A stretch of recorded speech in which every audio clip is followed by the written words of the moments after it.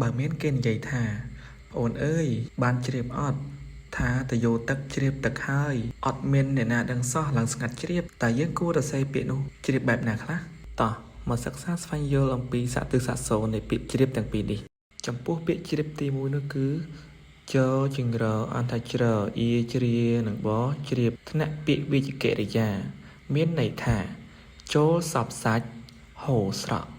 ឧទាហរណ៍ទឹកជ្រាបមួយវិញទៀតគេតែងតែលើពាក្យជ្រាបនេះគេនិយាយនៅក្នុងកម្មវិធីផ្លូវការមួយដូចជា